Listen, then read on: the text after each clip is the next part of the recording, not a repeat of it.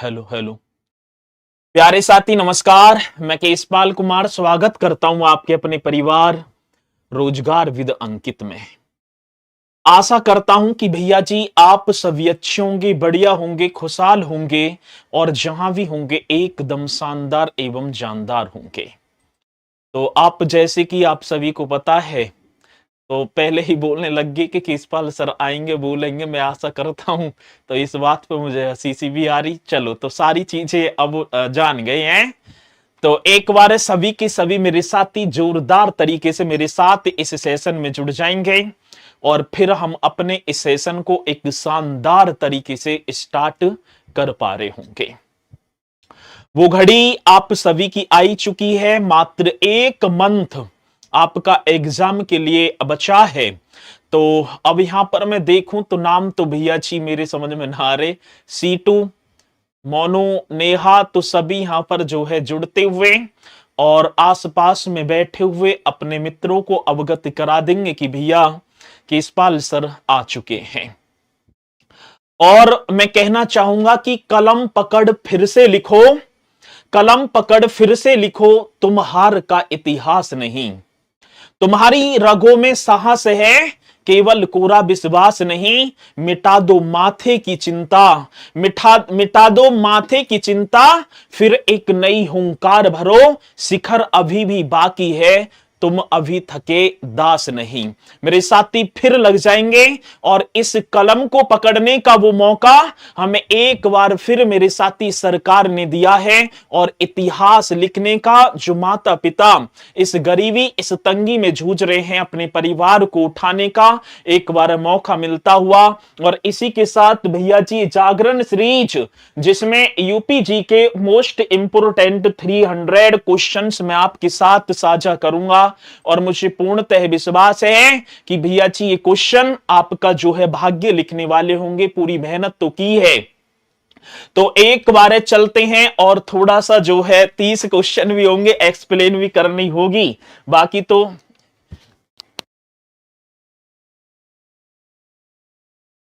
चलो तो चलते हैं और एक एक क्वेश्चन बड़ा शानदार होगा। और मुझे पूर्णतः विश्वास है कि आप एक एक क्वेश्चन का जवाब भी मुझे यहां पर देते चलेंगे। चलते हैं तो पहले क्वेश्चन की तरफ। और पहला क्वेश्चन स्टार्ट करने से पहले एक बार वो प्यारा सा थंब का निशान और फिर मैं भैया जी पहला क्वेश्चन आपके सामने पेश करूंगा। और मुझे पूर्णतः विश्वास है कि आप सभी क्वेश्चनों के जवाब तो देते चलेंगे और बहुत कुछ आपको नया सीखने को मिलेगा। ये मैं गारंटी के साथ कह सकता हूं कि बहुत कुछ सीखने को आपको मिलने वाला है। और यहां सभी थंब का निशान और भैया जी पहला क्वेश्चन आपके स्क्रीन बोर्ड पर। उत्तर प्रदेश में घरेलू हिंसा से पीड़ित महिलाओं की सहायता के लिए आशा ज्योति हेल्पलाइन नंबर क्या है? बड़ा शानदार सा क्वेश्चन होगा। अभी जैसे मैं बात करूं पुलिस हेल्पलाइन नंबर, आजकल मियां बीवी की थोड़ी सी लड़ाई और एकदम थ्रेड दी गई है, ठीक है ना, कि इतने पे अभी कर दूंगी, ठीक है। एक फायर ब्रिगेड की बात आती है, जैसे ही गांवों में आग वगैरह लगेंगी तो फायर ब्रिगेड और सर्ची एम्बुलेंस की भी बात आती है। ये एम्बुलेंस, ये मतलब कि हेल्पलाइन नंबर की बात होगी सर, कि एम्बुलेंस का। और महिला, एक क्वेश्चन और पूछा कि महिला हेल्पलाइन नंबर, और जल्दी से आप हर पॉइंट का जवाब मुझे दे पा रहे होंगे कि उत्तर प्रदेश में महिला हेल्पलाइन नंबर क्या होगा। और सर जी चाइल्ड हेल्पलाइन नंबर, एक और क्वेश्चन आ जाता है चाइल्ड हेल्पलाइन नंबर। तो जल्दी से आप सभी को बताना है कि चाइल्ड हेल्पलाइन नंबर भी क्या है। प्रदेश की बात चल रही है सर जी। एक मुख्यमंत्री हेल्पलाइन नंबर आपने प्रीवियस ईयर दिया होगा, ठीक है ना, तभी तो इतिहास लिखना है एक बार हार कर।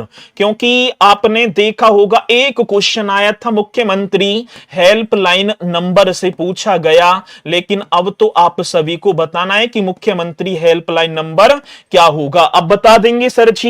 और जिला आपदा प्रबंधन एक और होगा सर जी, कौन सा आपदा होगा? जिला आपदा प्रबंधन, जिला आपदा प्रबंधन कंट्रोल रूम। हाँ सर जी, कौन सी रूम की बात होगी? कंट्रोल रूम की तरफ जाएंगे और ये कंट्रोल रूम नंबर ये भी आप सभी को बता देना है। साइबर अपराध, एक क्वेश्चन और आ जाता है सर जी, साइबर अपराध हेल्पलाइन नंबर, तो जल्दी से आप बताओ साइबर अपराध हेल्पलाइन नंबर। अब मैं आपकी तरफ देखूंगा और किस किस मेरे साथी ने इन क्वेश्चनों का जवाब एकदम शानदार तरीके से दिया। पहले तो उत्तर प्रदेश में घरेलू हिंसा से पीड़ित महिलाओं की सहायता के लिए एक आशा ज्योति हेल्पलाइन नंबर स्टार्ट किया, तो ये बता दो आशा ज्योति की बात आई है सर जी, तो महारा तो पहले आप सर 181। अब किस किस ने 181 किया, किसी ने किया ना किया? ना किया सर जी। 181 पुलिस की बात होगी तो आप 112 कर देना सर, पुलिस 112। फायर की बात होगी 101, फायर ब्रिगेड की गाड़ी आएगी भगी हुई, ठीक है, जिसे हम बोलते थे बचपन में 7 खून माफ, ठीक है, कितना 7 खून माफ। एम्बुलेंस के लिए 102, 108 और महिला हेल्पलाइन नंबर भैया जी 1090। बहुत शानदार क्वेश्चन है कि महिला हेल्पलाइन नंबर आपका, और चाइल्ड हेल्पलाइन नंबर 1098 आप कर देना, और मुख्यमंत्री हेल्पलाइन नंबर 1076। कितना? तो भैया जी 1076। इन नंबरों को आप नोट कर लेना, मैंने पहले भी आपको कराए हों। जिला आपदा प्रबंधन कंट्रोल रूम की बात आती है तो सर जी 1077 कर देना, और साइबर अपराध की बात तो सर जी 1930। तो ये पॉइंट आप सभी को करना है, और एक एक पॉइंट बड़ा बेहतरीन, और मुझे पूर्णतः विश्वास है कि मेरे साथी ऐसा क्वेश्चन आए और आप रुक जाएं तो बात गलत, बात क्या होगी? गलत होगी। चलें अगले नेक्स्ट क्वेश्चन पर। सबने बड़ी शानदार तरीके से बताया, मुझे पूर्णतः विश्वास था कि आप बताएंगे। और साथी एक और बात बताऊं, विरासत से तय नहीं होंगे सियासत के फैसले, विरासत से तय नहीं होंगे सियासत के फैसले, उड़ान तय करेगी कि आसमान किसका होगा। जिसने गर्दन झुका दी आज भैया जी उसी का आसमान होने वाला है, लबर गवड़ करने वाले तो बेकार ही हो जाएंगे, ये देख लेना। सेकंड क्वेश्चन, क्षेत्राधिकारी सीओ के रूप में कार्य करने वाले डीवाईएसपी का पूर्ण रूप क्या है? हम कहते हैं ना सीओ साहब आ रहे हैं, ठीक है, और गांव पड़ोस में एक आध सीओ मिल ही जाएगा आपको, तो लेकिन ये पुलिस विभाग की बात है। क्षेत्राधिकारी सीओ के रूप में कार्य करने वाले डीवाईएसपी का पूर्ण रूप क्या होगा? तो डिस्ट्रिक्ट सुप्रिंटेंडेंट ऑफ पुलिस होगा, division superintendent of police, director of state police, या डिप्टी सुप्रिंटेंडेंट ऑफ पुलिस। तो सर जी हारा तो आप डी लगा देना। अब किस किस ने डी लगाया? अब देखूं तो किस किस मेरे साथी ने डी लगाया? सर जी हम सभी ने डी लगा दिया, बहुत बढ़िया। तो आपने बता दिया सर जी, मेरा तो आप डी कर देना, डिप्टी सुप्रिंटेंडेंट ऑफ पुलिस हो जाएगा।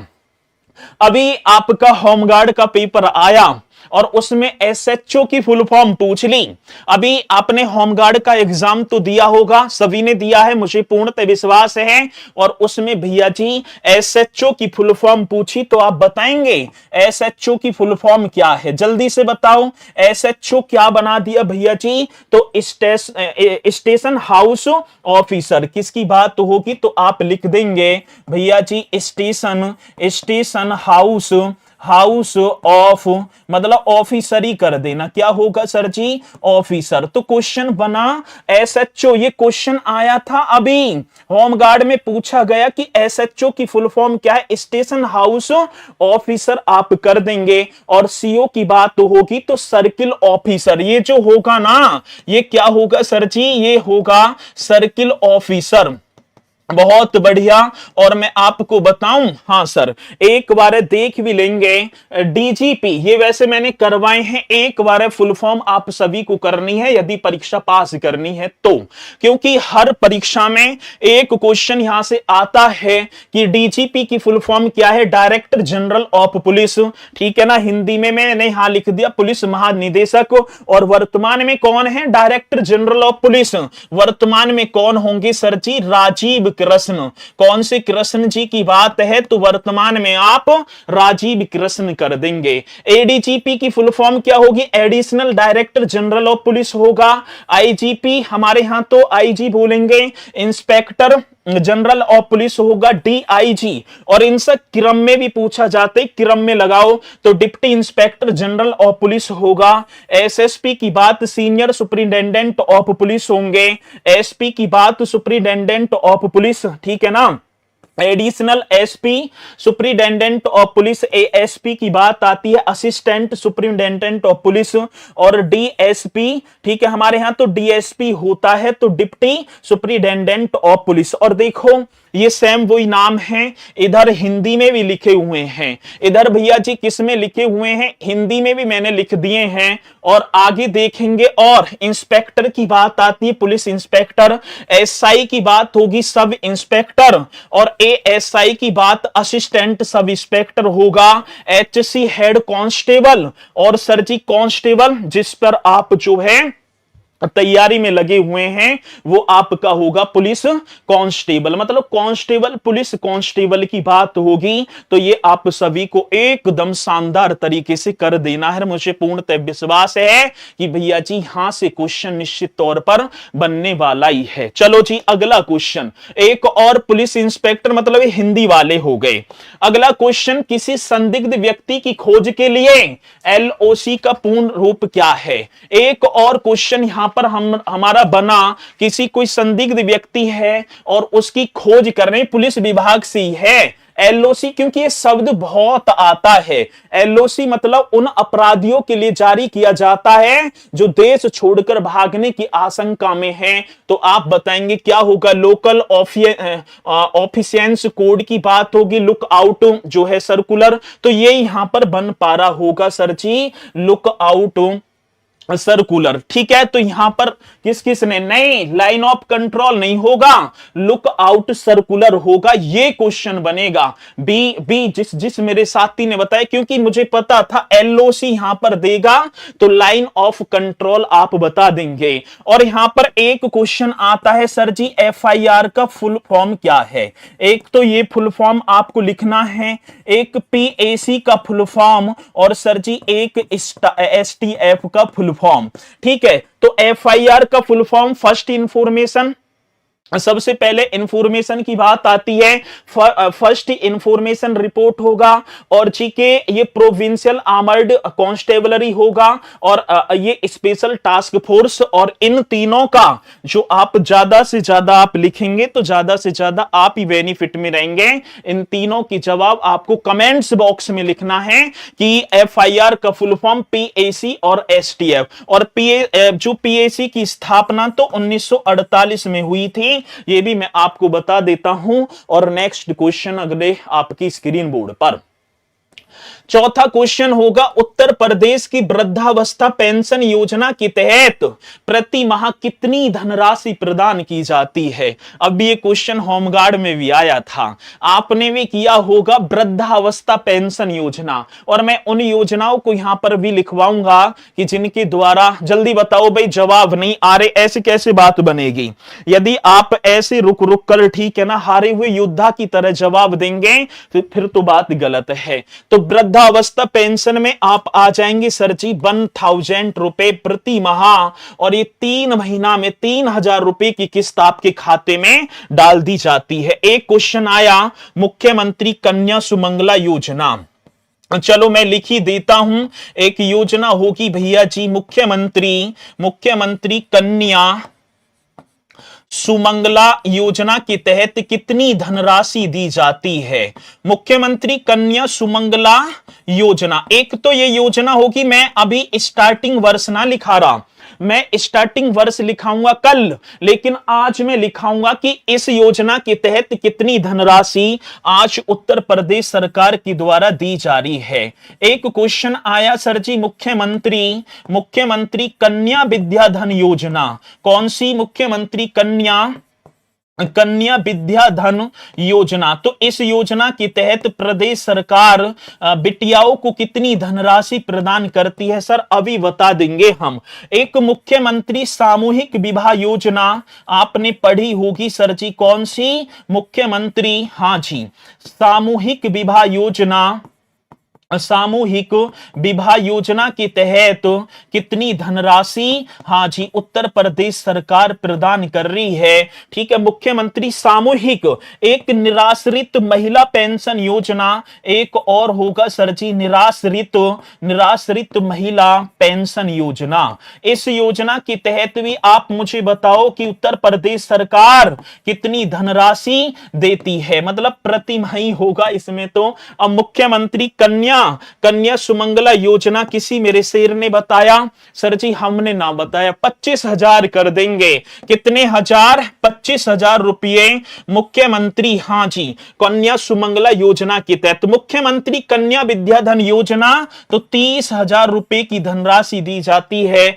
मुख्यमंत्री सामूहिक विवाह योजना तो आज 1 लाख रुपए हो गई भैया, कितने? 1 लाख। और निराश्रित महिला पेंशन योजना 1,000 रुपए प्रति माह। कितने? 1,000 रुपए प्रति माह। तो आजकल देखूं तो इन योजनाओं की धनराशि पूछी जा रही है, जो कि आपको बताना होगा। ठीक है, अब एक और बताओ भैया जी, एक और क्वेश्चन आ जाता है, दिव्यांग जन पेंशन योजना, दिव्यांगों को। तो आप एक और योजना बता दो भैया जी, दिव्यांग जन पेंशन योजना। अब जो 40% से अधिक दिव्यांग जन पेंशन योजना, ठीक है, इन्हें भी भैया 1,000 रुपए प्रति माह, 40% से अधिक दिव्यांगता होनी चाहिए, तो इन्हें कितने मिलेंगे? तो आप कर देंगे सर जी 1,000 रुपए प्रति माह। दिव्यांगों को भी अपनी सरकार प्रति माह दे रही है। ठीक है, तो ये पॉइंट आजकल आपने देखे भी होंगे, आ रहे हैं क्वेश्चन। और एक क्वेश्चन कुष्ठावस्था पेंशन योजना, यदि हमसे पूछ ली जाए सर जी कुष्ठावस्था पेंशन योजना की बात आई कि कुष्ठावस्था पेंशन योजना, इस योजना के तहत भैया जी राज्य सरकार कितनी? तो 3,000 रुपए कुष्ठावस्था। कितना बेहतरीन क्वेश्चन आपके सामने। और ये क्वेश्चन आज मैं देखूं होमगार्ड में 2-3 क्वेश्चन आए थे रुपयों के, कि कुष्ठावस्था पेंशन योजना प्रति माह 3,000 रुपए। और मुख्यमंत्री बाल सेवा योजना, जिनके माता पिता कोरोना के टाइम पर जो है एक्सपायर हो गए, तो वो बच्चों को मुख्यमंत्री, हाँ जी, बाल सेवा योजना आती है। कौन सी? बाल सेवा योजना। और इस योजना के तहत कितनी धनराशि? तो आप बताएंगे 4,000 रुपया प्रति माह। कितने? 4,000 रुपए प्रति माह। तो भैया जी ये योजना, ठीक है ना, और योजनाओं को लाऊंगा धीरे धीरे, कंप्लीट करा दूंगा, ये मेरा पूरा वादा है। बस आप साथ बने रहना, साथ मत छोड़ना। इसी के साथ देखो कई योजना हो गई,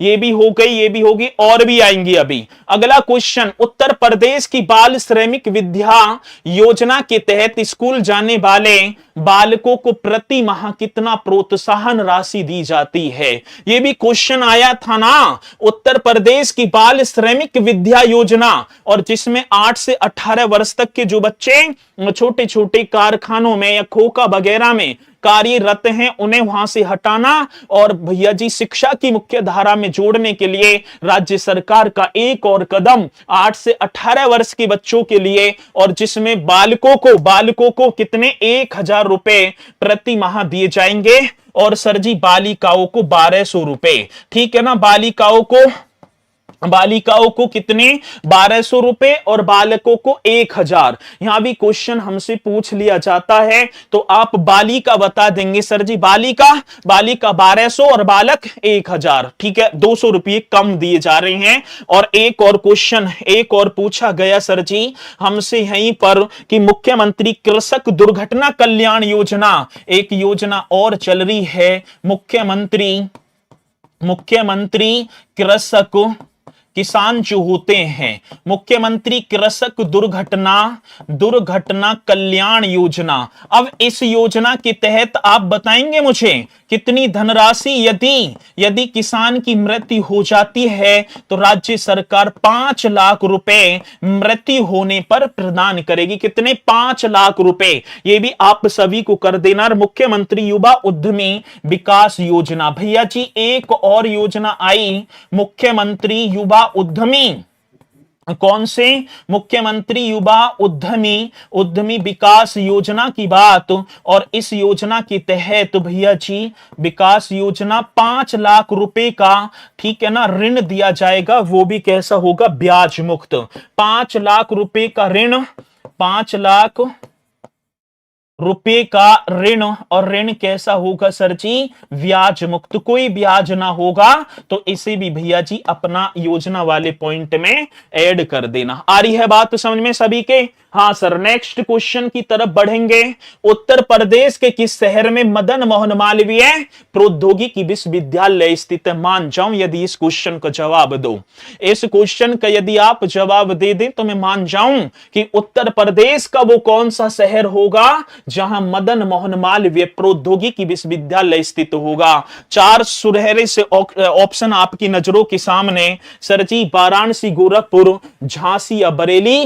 राइट क्वेश्चन हमारा तो सर जी आप गोरखपुर कर देना। इतने धीमी गति के साथ जवाब देंगे तो फिर तो भैया कोई ना कोई आएगा, हमें जो है पीछे एक घूंसा मारेगा, पीछे करते हुए आगे निकल जाएगा। अब ऐसे छोटे क्वेश्चनों को आप ना करेंगे तो फिर कौन करेगा, ऐसी गलत बात नहीं है। ठीक है, तो ये आपका होगा जी गोरखपुर। और इसी में मैं बात करूं आपसे, एक विश्वविद्यालय होगा लखनऊ विश्वविद्यालय, लखनऊ में 1921 में स्थापना होती है।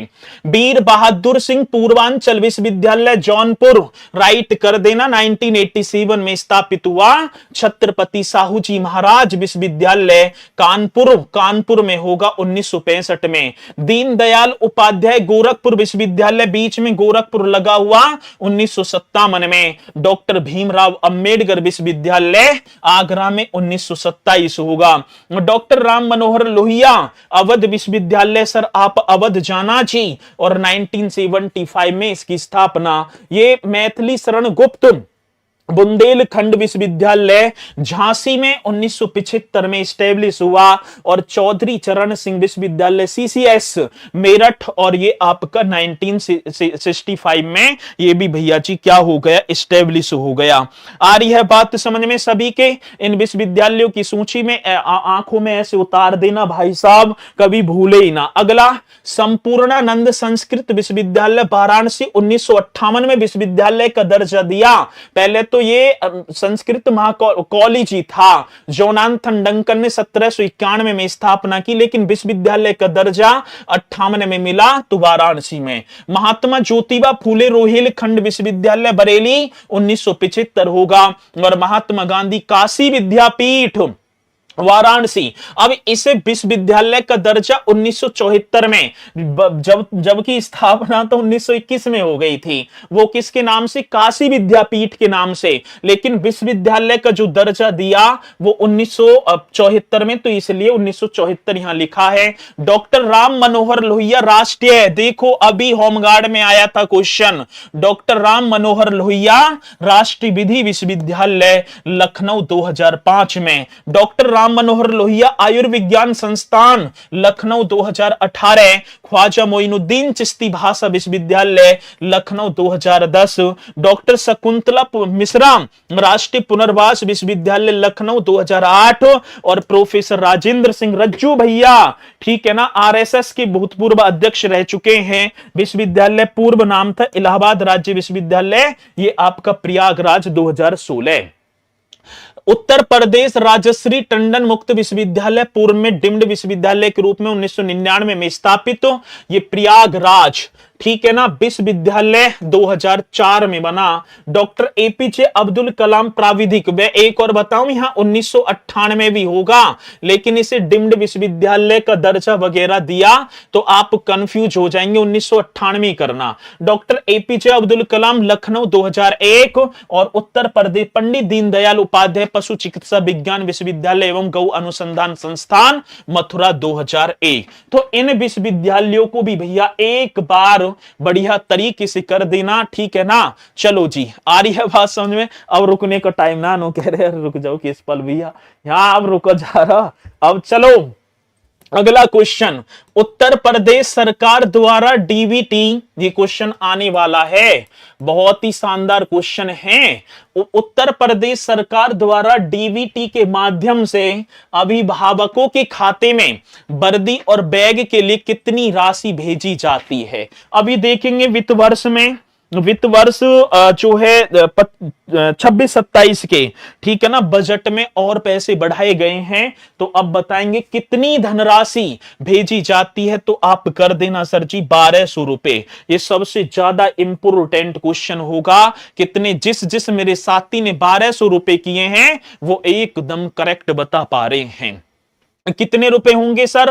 1200 रुपए। 1200 पहले थे 1100 रुपए, लेकिन योगी जी ने अभी मोजो वगैरह के पेंसिल और बढ़ा के उन्होंने 100 रुपए और बढ़ा दिया और कर दिए कितने भैया जी? पहले 1100 थे, अब 1200 रुपए कर दिए हैं। तो यहां पर राइट आंसर 1200 होगा। रानी लक्ष्मीबाई स्कूटी योजना, आप सभी को पता है एक योजना और चली है रानी लक्ष्मीबाई। आप सभी को एकदम करेक्ट तरीके से करना, रानी लक्ष्मीबाई स्कूटी योजना।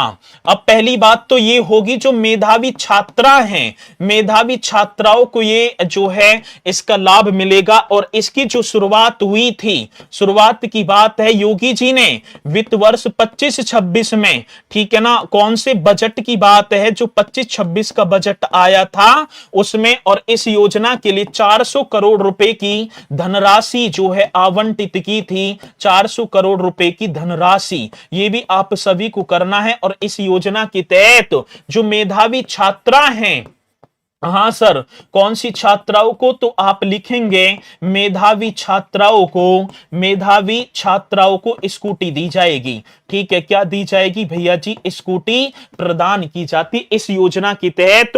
और इसे 25-26 के बजट में लॉन्च किया गया और 400 करोड़ रुपए धनराशि के साथ। अभी एक और आया था सर, आपने देखा होगा, अभी होमगार्ड, ठीक है, होमगार्ड वाले जवानों देखो, उत्तर प्रदेश संत रविदास शिक्षा प्रोत्साहन योजना आया ना आया? आप बताओ कि ये क्वेश्चन आया या ना आया? अभी आया जस्ट।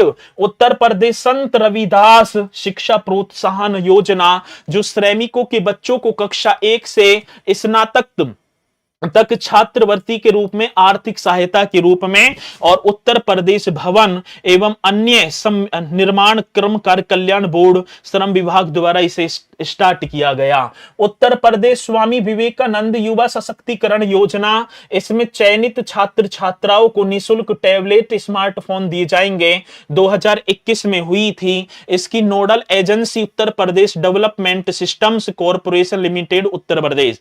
उत्तर प्रदेश मुख्यमंत्री अभ्युदय योजना, आर्थिक रूप से पिछड़े वर्गों के मेधावी छात्रों को आईएएस आईपीएस, ठीक है, एनडीए वगैरह, नीट जेईई की तैयारी के लिए निःशुल्क कोचिंग प्रदान की जाती है। 16 फरवरी 2021 को आर्थिक रूप से पिछड़े वर्गों के मेधावी छात्र, यहां पर नोडल एजेंसी गलत हो गई है, यही लिख गया, ठीक है ना। तो यहां पर आप इस क्वेश्चन का जवाब भी, और देखो ये अभी जस्ट क्वेश्चन आया। यदि आप होमगार्ड की परीक्षा में बैठे, मुझे बताओ सभी बैठे, ठीक है, सभी बैठे हैं और सबने देखा भी होगा ये क्वेश्चन और आप करके भी आए हैं। अगला next question, Uttar Pradesh, sorry अभी और देखो, उत्तर प्रदेश अहिल्याबाई कन्या निःशुल्क शिक्षा योजना, इसमें सभी लड़कियों को योजना के अंतर्गत जो पात्र होगी ग्रेजुएट स्तर तक निःशुल्क शिक्षा प्रदान की जाएगी। ये उच्च शिक्षा विभाग उत्तर प्रदेश के द्वारा इसकी नोडल एजेंसी होगी। अगला नेक्स्ट क्वेश्चन, बघेल खंड के विवाह के अवसर पर पुरुषों द्वारा किया जाने वाला वह नृत्य कौन सा है जिसे साजन सजनी नृत्य भी कहा जाता है? मान जाऊं यदि आप इस क्वेश्चन को जवाब दे दो तो भाई साहब 100 रुपए आपको जो है तुरंत मिलेंगे, जो सम्मान समारोह में आएंगे। आ रही है बात समझ में ना? सम्मान समारोह में आना और 100 रुपए लेकर चले जाना, ठीक है। तो बघेल खंड में विवाह के अवसर पर पुरुषों द्वारा किया जाने वाला वह नृत्य कौन सा है जिसे साजन सजनी नृत्य भी कहा जाता है? केमली नृत्य, इसे केमाली भी बोल देते हैं। ये बघेल खंड का है क्या? बिरहा नृत्य, चरकुला या मयूर नृत्य? अब यहाँ पर एक ही, ठीक है, बहुत बढ़िया। तो इसी तरीके से मेरे साथी अपनी तैयारी को करते रहना, और सबसे ज्यादा जवाब जो आया वो बी और सी वाले का, इसलिए ए राइट कर दो। केमाली या केमली नृत्य बघेल खंड का होगा जी। ये कहां का होगा? बघेल खंड। और बघेल खंड की यदि मैं बात करूं तो उत्तर प्रदेश के सोनभद्र व मिर्जापुर बघेल खंड क्षेत्र में आते हैं। आर्यन आवाज समझ में? कौन से क्षेत्र में? उत्तर प्रदेश की। यदि उत्तर प्रदेश के बघेल खंड की बात करूं तो सोनभद्र और मिर्जापुर आप चले जाएंगे। आज बघेल खंड होगा, कल को ब्रज क्षेत्र होगा, परसों अवध, और पल्ले दिन पूर्वांचल, और पल्ले दिन से पल्ले दिन हम कर देंगे भैया जी कौन सा क्षेत्र रह जाएगा? बुंदेलखंड। ऐसी कंप्लीट कर देंगे, नृत्यों को आप देखते रह जाएंगे। तो ये आप देखो, मैंने जो भी बघेल खंड के हैं इसे केमली या केमाली बोला जाता है। इसे केमली बोल दो या सर जी केमाली, केमली भी बोल देंगे। और ये सभी के सभी बघेल खंड के हैं। ये जितने भर भी हैं बघेल खंड के। इसे साजन सजनी नृत्य के नाम से जाना जाता है। कितना सुंदर नाम है, साजन सजनी, ठीक है ना। अब एग्जामिनर भी देखेगा, जब उसे याद आएगी भाई साहब कि साजन सजनी रखूं, केमाली केमली कर दो, बघेल खंड का मुख्य रूप से विवाह के अवसर पर सवाल जवाब की शैलियों में किया जाता है। बहुत शानदार क्वेश्चन है। परधोनी नृत्य बेगा आदिवासियों द्वारा विवाह के समय, आप हेडिंग भी डाल देना, ये सभी बघेल खंड के हैं। ये कौन से? बघेल खंड के। मैं वैसे लिख भी दूंगा, बघेल खंड के होंगे। परधोनी नृत्य बेगा आदिवासियों द्वारा विवाह के समय किया जाता है। सेला नृत्य, यह डंडों की मदद से किया जाने वाला सामूहिक नृत्य है, और जो कि कहां पर? आप बघेल खंड करना। कलसा नृत्य, ये आपका बघेल खंड में मुख्य रूप से विवाह के समय स्वागत सत्कार के रूप में किया जाता है। कलसा एक मिट्टी का होता है ना, घड़ा सा सिर पर रख लेती हैं, ठीक है ना। हमारे इधर तो ना है, ठीक है। केहरा नृत्य, नृत्य मुख्य रूप से बारी जनजाति के लोगों द्वारा किया जाता है, लेकिन अब ये अन्य समुदायों में भी प्रचलित हो गया। तो केहरा, कलसा, हाँ जी सर जी, सेला, परधोनी, हाँ जी, और आपका केमाली, ये कहां के होंगे? बघेल खंड के होंगे। और अगला क्वेश्चन आपकी स्क्रीन बोर्ड पर पहुंच गया। अगला नेक्स्ट क्वेश्चन, और जोरदार तरीके से इस क्वेश्चन का स्वागत करते हुए और बताएंगे भैया जी क्वेश्चन क्या कहता है। उत्तर प्रदेश के निम्नलिखित शहरों में से किस शहर को उसके प्राचीन नाम अयाजसा के नाम से जाना जाता था? बता दो, मैं मान जाऊं यदि आप इस क्वेश्चन को जवाब दे दो। तो उत्तर प्रदेश के निम्नलिखित शहरों में से कौन सा वो शहर जिसे प्राचीन नाम है अयाजसा? बताओ, अयोध्या, कन्नौज, झांसी या कानपुर? तो यहां पर एक नाम दिखाई दे रहा है सर जी, आप मेरा तो अयोध्या कर देना। अयोध्या को साकेत भी बोला जाता था, इस अयोध्या को अयाजसा भी बोला जाता था। सरयू नदी के किनारे अवस्थित होगा। और सर जी कन्नौज की बात, जैसी कन्नौज की बात आई तो आप कान्य कुब्ज इस तरीके से कर देना। कौन सा? कान्य कुब्ज, एकदम राइट। और सर जी आपका होगा महोदय श्री। कौन सा श्री होगा? तो राइट क्वेश्चन कर देना, महोदय श्री। झांसी की बात आई, झांसी का प्राचीन नाम बलवंत नगर होगा सर जी। कौन सा नगर? बलवंत नगर होगा। और कानपुर की भी हमसे पूछ ली जाती है, काहनपुर, ठीक है ना। क्या होगा? काहनपुर इसका प्राचीन नाम होने वाला है जी। अब क्वेश्चन आता है मथुरा का, चलो बताना। मथुरा का मधुपरी कर दूं? मथुरा का प्राचीन नाम मधुपुरी, इस तरीके से करेंगे ना, मधुपुरी। बुलंदशहर वाले बता दो कि बुलंदशहर का प्राचीन नाम क्या था? कौन पहले बताएगा? बुलंदशहर वाला है कोई? जल्दी से हाजिरी लगा दो। और सर जी अलीगढ़ वाले भी कर दो। चलो, अलीगढ़ का भी प्राचीन नाम बता दो हमें कि अलीगढ़ का जो प्राचीन नाम था। और सर जी मेरठ, मेरठ की बात होगी, रावण की ससुराल, मय राष्ट्र है, यही क्वेश्चन आया था ना। मेरठ की मय राष्ट्र, ऐसे आ गया मय राष्ट्र, ठीक है। मंदोदरी यहीं की थी। अलीगढ़ का कोल या कोयल, ठीक है, कोल या कोयल आप कर दो। और सरजी बुलंदशहर का बरन। कितना बेहतरीन क्वेश्चन होगा। बुलंदशहर का प्राचीन नाम। और जौनपुर जिसे सिराज हिंदी कहा जाता था, यवन, जौनपुर का यवनपुर, ठीक है ना।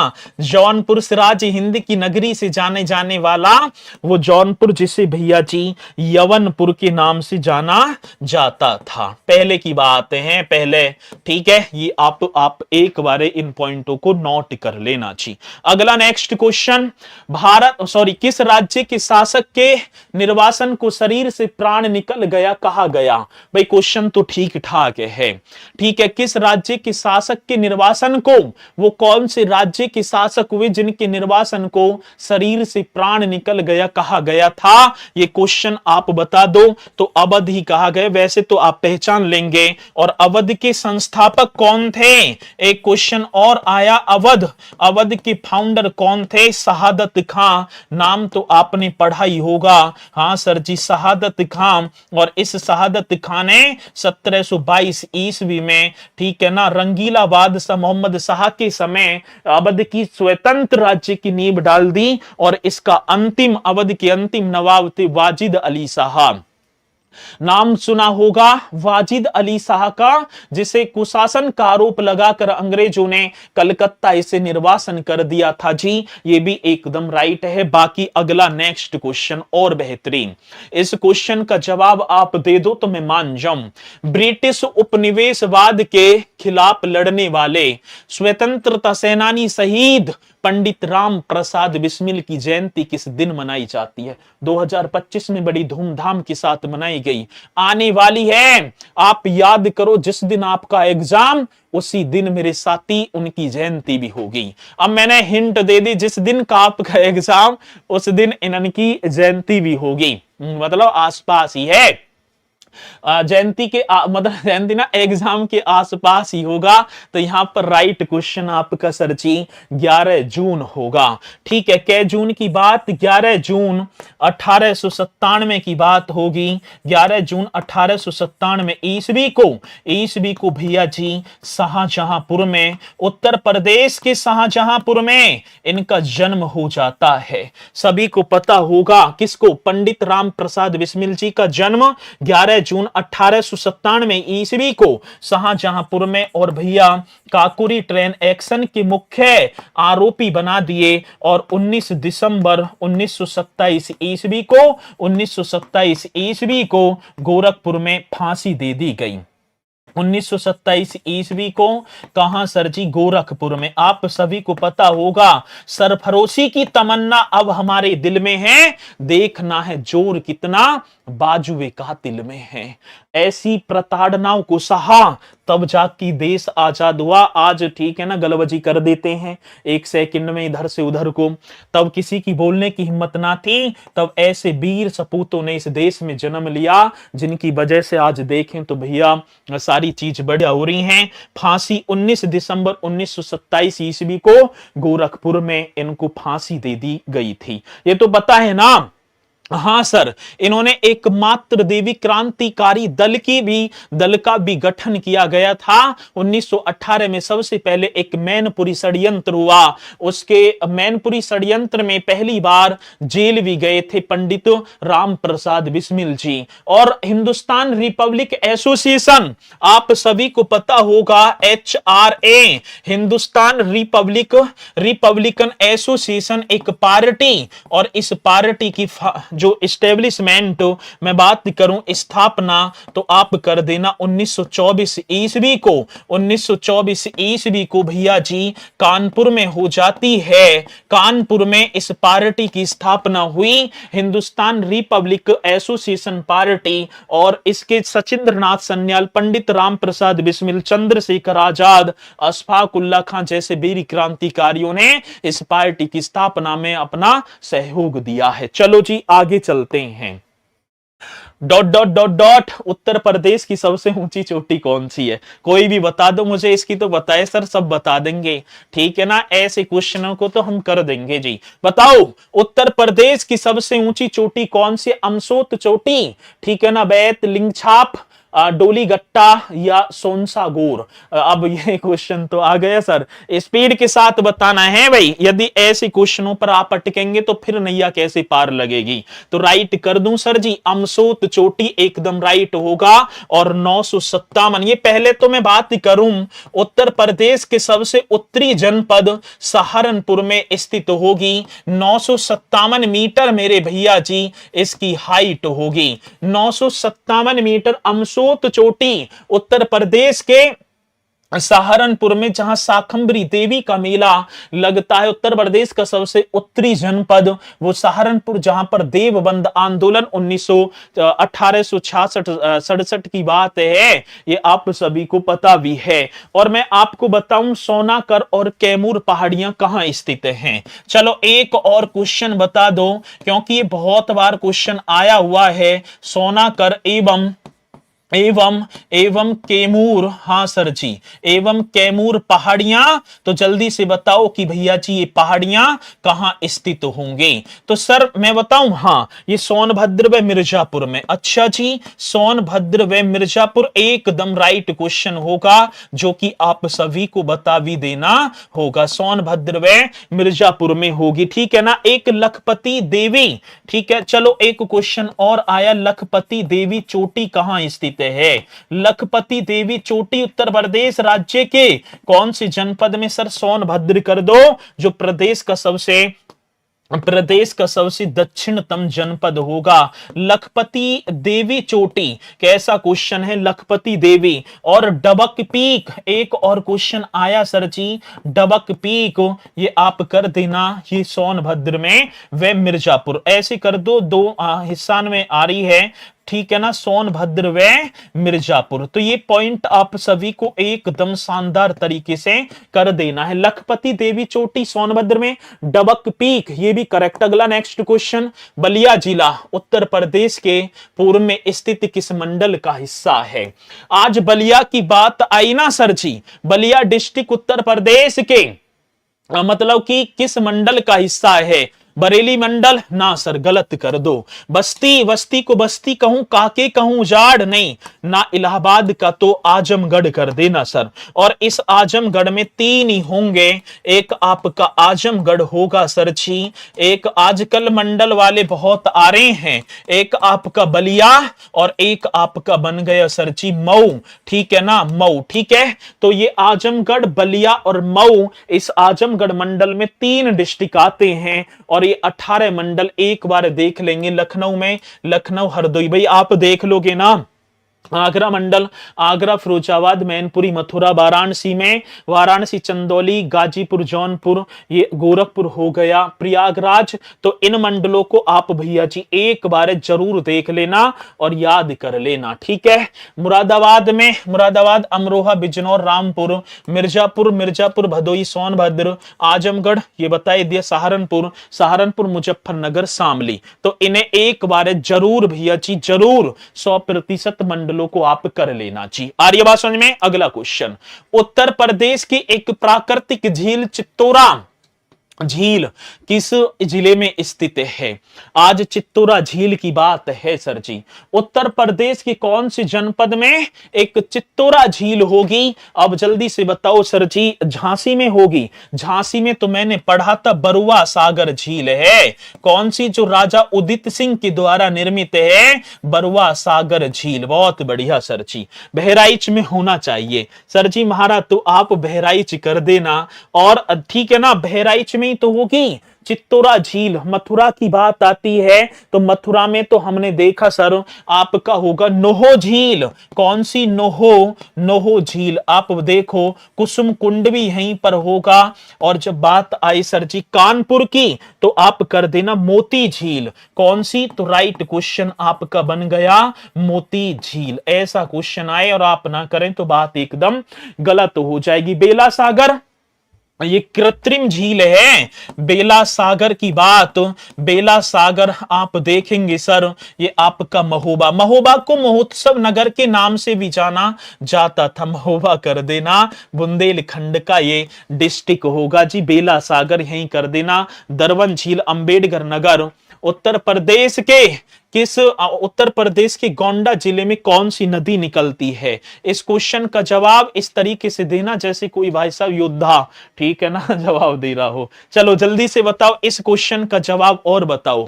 गोंडा की बात आएगी। अब क्योंकि एक क्वेश्चन आ रहा है कैन तो बांदा में होगी, ये मनवर झील होगी सर। कौन सी? मनवर झील होगी। अब एक क्वेश्चन आया उत्तर प्रदेश में मैदानी भाग से निकलने वाली नदी।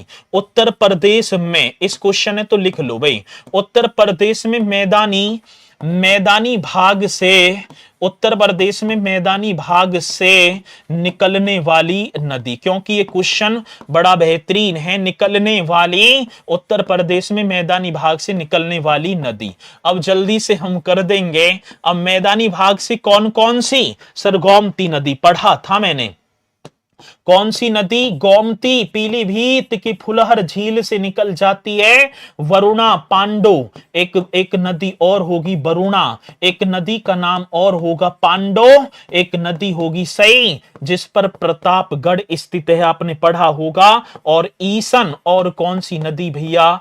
ईसन, मैनपुरी में बहती है ईसन, ठीक है। तो गोमती, वरुणा, पांडो, सई और ईसन ये उत्तर प्रदेश के मैदानी भागों से निकलने वाली नदियां होंगी। सर जी इसी गोंडा में, हाँ भैया इसी गोंडा की बात होगी तो कछुआ ये कर देना।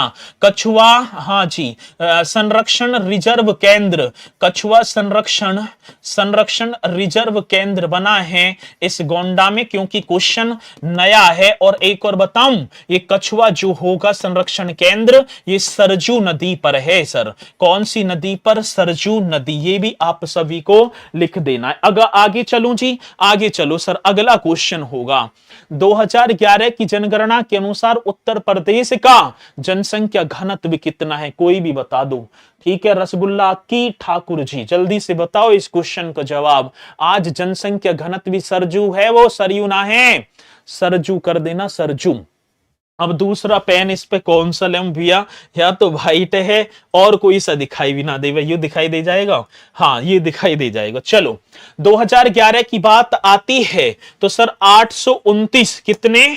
829 व्यक्ति प्रति वर्ग किलोमीटर, कहने का मतलब 1 किलोमीटर के दायरे में 829 व्यक्ति अपने प्रदेश में निवास करते हैं। ये ओवरऑल की बात है। और प्रदेश, ये आप बताएंगे जन घनत्व की बात है। सर्वाधिक जनसंख्या घनत्व ये बताओ, सर्वाधिक जन घनत्व वाला, सर्वाधिक जन घनत्व वाला जिला, जल्दी बताओ सर्वाधिक जन घनत्व वाला डिस्ट्रिक्ट। अब मैं आपकी तरफ देखूं, हाँ सर आप हमारा तो गाजियाबाद कर देना। अब जिस मेरे साथी ने गाजियाबाद किया वो एकदम करेक्ट कर पा रहे होंगे। और गाजियाबाद का 3971 व्यक्ति प्रति वर्ग किलोमीटर। और सबसे कम की बात आती है ना सर जी, सबसे कम आप हमारा तो ललितपुर कर देना। सबसे कम भैया जी ललितपुर, और ललितपुर में हम देखें तो 242 व्यक्ति प्रति वर्ग किलोमीटर। इसके बाद सोनभद्र 270। तो उत्तर प्रदेश का सर्वाधिक जन घनत्व वाला जनपद आप बता दो गाजियाबाद, और सबसे कम की बात तो सरजी महारा ललितपुर कर देना। अगला क्वेश्चन, डॉक्टर भीमराव अंबेडकर पक्षी अभयारण्य की स्थापना किस वर्ष की गई थी? अब ये कितना सुंदर सा क्वेश्चन है। ऐसा क्वेश्चन आए और हम ना बता पाए तो भैया बात गलत। ये उत्तर प्रदेश के प्रतापगढ़ में होगा। डॉक्टर भीमराव अंबेडकर पक्षी अभयारण्य की स्थापना, कौन सा वो शेर जो सबसे पहले इस क्वेश्चन का जवाब देता हुआ?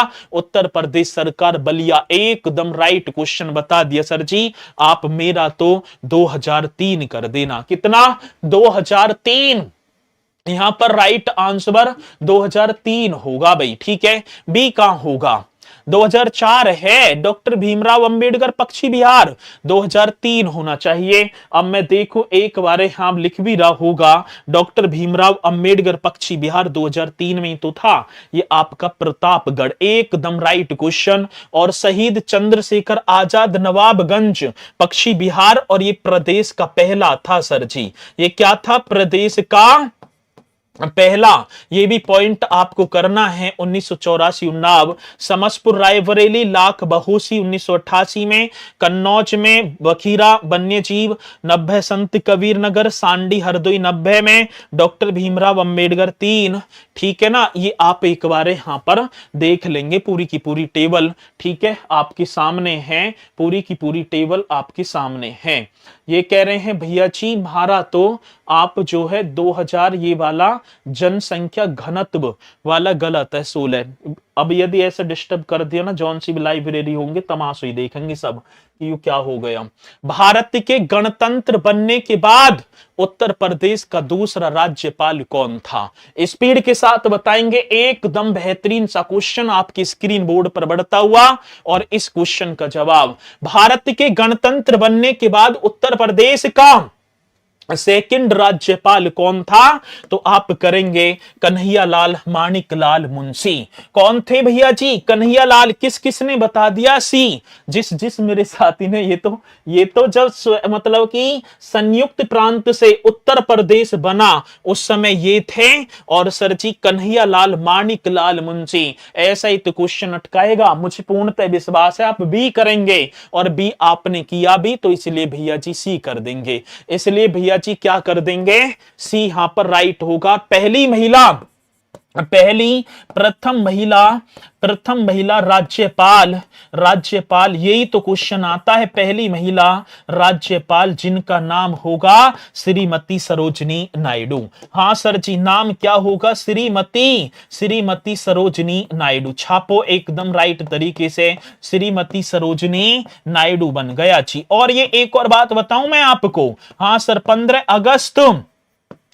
अगस्त 1947 से और 2 मार्च, हाँ सर कै मार्च, चलो 2 मार्च 1949 तक ये गवर्नर के पद पर रही। और राज्यपाल का पद सोने के पिंजरे में बंद एक चिड़िया के समान, ऐसे कथन इन्होंने बोले। अगला नेक्स्ट क्वेश्चन आपकी स्क्रीन बोर्ड पर, उत्तर प्रदेश का राजकीय पुष्प बताओ जल्दी से। पहले था ब्रह्म कमल, आज बता दो उत्तर प्रदेश का राजकीय पुष्प क्या है? स्पीड के साथ बताना है कौन सा वो साथी मेरा जो सबसे पहले इस क्वेश्चन का जवाब और बताना तो होगा सर जी, उत्तर प्रदेश का राजकीय पुष्प क्या होगा? जल्दी बता रहे हैं ना? ठीक है सर, हमारा तो पलास या ठेसू कर देना। कहां गया ये रहा पलास। और सर एक और बात बताऊं, हाँ ये 4 जनवरी 2011 को, आजकल एग्जामिनर इसी क्वेश्चन को पूछेगा। 4 जनवरी 2011 को ये भैया जी लागू मतलब अपनाया। इससे पहले ब्रह्म कमल था, और ब्रह्म कमल किसका हो गया? उत्तराखंड का हो गया। ब्रह्म कमल किसका? उत्तराखंड का। आज राजकीय पक्षी जल्दी से बताओ, उत्तर प्रदेश का राजकीय पक्षी जल्दी से बताओ भाई। उत्तर प्रदेश का राजकीय पक्षी, उत्तर प्रदेश का राजकीय वृक्ष, उत्तर प्रदेश का राजकीय वृक्ष हो गया। और राजकीय पशु 3 ही बता दो। चलो उत्तर प्रदेश का राजकीय पशु।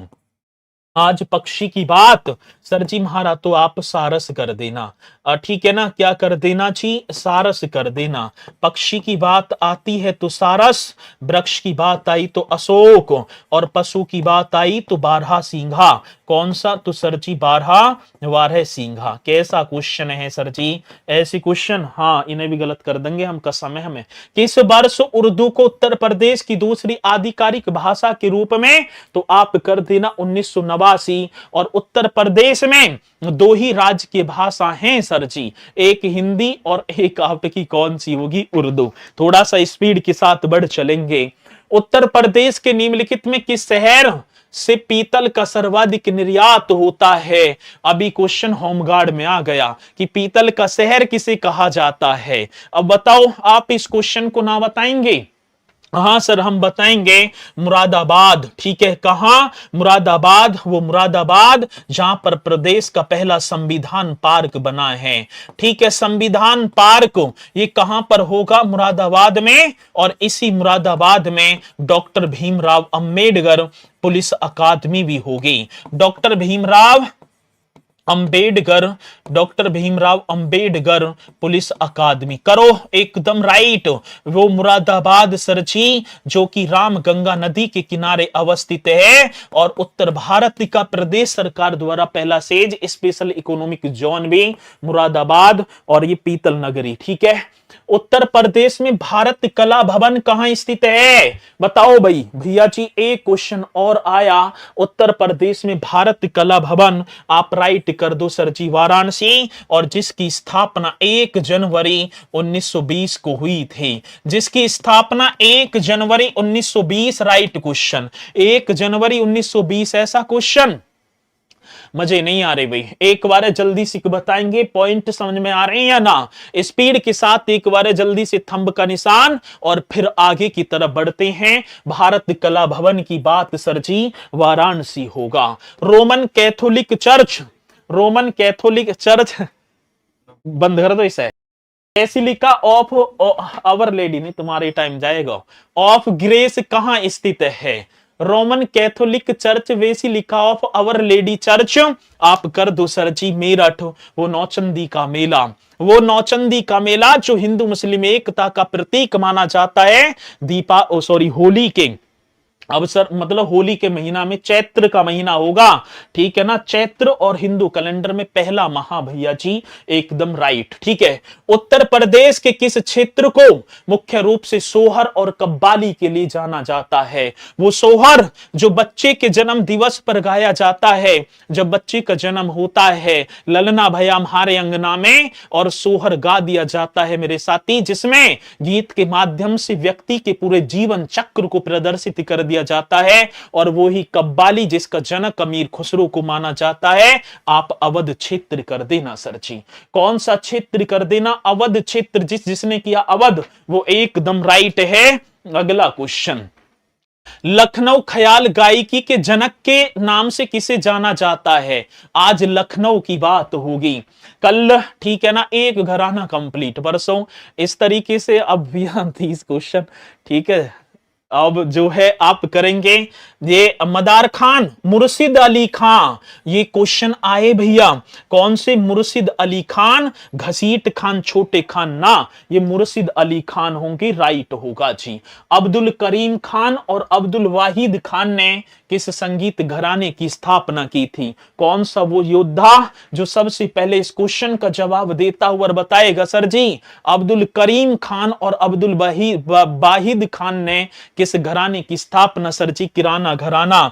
और ये घराना ख्याल गायन के लिए प्रसिद्ध है, आपने देखा होगा, किराना घराना। आया ना क्वेश्चन? हाँ सर जी। और जो अली खां से, इसी घराने के अली खां से किसने? लता मंगेशकर जी ने शिक्षा ग्रहण की थी। और भैया पंडित भीमसेन जोशी इसी घराने से। गंगूबाई हंगल, हाँ जी, और जो है बड़ोदकर भी यहीं से थी। ठीक है, अगला नेक्स्ट क्वेश्चन, उत्तर प्रदेश का गढ़ मेला हर वर्ष कहां आयोजित किया जाता है? Where is the Garh Mela of Uttar Pradesh organised every year? तो आप बताओ कहां सर जी? महाराज तो आप कर देना गढ़ मुक्तेश्वर, और ये गढ़ मुक्तेश्वर का मेला होगा जो कि हापुड़ में। क्षेत्रफल की दृष्टि से सबसे छोटा जनपद, 28 सितंबर की बात भैया, 28 सितंबर 2011 को स्थापना हो जाती है, और इसे पंचशील नगर के नाम से बनाया। पंचशील नगर, अब तो हापुड़ हो गया पंचशील नगर, लेकिन आज ये हापुड़ हो गया। 660 वर्ग किलोमीटर में, 660 वर्ग किलोमीटर में प्रदेश का सबसे छोटा जनपद होगा। नेक्स्ट क्वेश्चन, उत्तर प्रदेश में निम्नलिखित में कौन सी जनजाति माघी उत्सव मनाती है? एक और क्वेश्चन आपके सामने, कौन सी वो जनजाति होगी जो कि माघी? तो आप थारू करेंगे, थारू जनजाति जनजाति आपने देखा होगा जो दीपावली को शोक पर्व के रूप में, आज दीपावली देश के हर घर में दिए वगैरह जले होते हैं, जगमग हुआ रहता है, 5-6 दिन पहले घरों की सफाई, लेकिन ये लोग इस दिन अपने पूर्वजों को याद कर कर भैया जी रोना धोना इनका स्टार्ट रहता है। तो थारू जनजाति ये दीपावली को शोक पर्व के रूप में और साथ ही माघी उत्सव भी ये मनाती है ना। अगला क्वेश्चन, उत्तर प्रदेश के किस शहर में इंडिया एक्सपो सेंटर और मार्ट स्थित है? ये रहा यहीं, अब बता दो कहां ये रहा यहीं। अब जहां से क्लास चल रही है उसके भैया मात्र 2-3 किलोमीटर, ये आपका होगा ग्रेटर नोएडा। ठीक है, ग्रेटर नोएडा आपने देखा होगा। ठीक है, फिल्म सिटी उत्तर प्रदेश में अभी फिल्म सिटी बनी है। फिल्म सिटी की बात होगी भैया जी, फिल्म सिटी ये ऐसे कर दो फिल्म सिटी, और जिसकी फाउंडर ये एस्टेब्लिशमेंट वाले संदीप मारवाहा, ये भी क्वेश्चन आया था अभी। ठीक है ना, संदीप मारवाहा ये बता देना। और आज का लास्ट क्वेश्चन, 2002 में उत्तर प्रदेश में निम्न में से किस शहर को जैव प्रौद्योगिकी शहर घोषित किया गया था? इस क्वेश्चन का जवाब आप देंगे कमेंट्स में और बता पा रहे होंगे भैया जी ये कक्षा कैसी रही। मुलाकात करूंगा एक बार और परसों आपको साथ बेहतरीन से सेशन के साथ, और एक एक क्वेश्चन बड़ा शानदार होगा। और ये 30 क्वेश्चन नहीं, कम से कम मैंने तो 200 ही क्वेश्चन हो गए होंगे यदि आप करेंगे तो। ठीक है, एक बार प्यारी सी कमेंट्स करके, ठीक है ना, जो है हौसला अफजाई तो करेंगे ही। बाकी एक बार देखते हैं कितने मेरे साथी हाँ ना मत लिख देना, कमेंट्स में ही लिखना, कमेंट्स बॉक्स आपके लिए ओपन। इसके बाद संदीप सर की रीजनिंग की क्लास स्टार्ट हो चुकी है, तो सभी बोलेंगे सर जय हिंद जय भारत।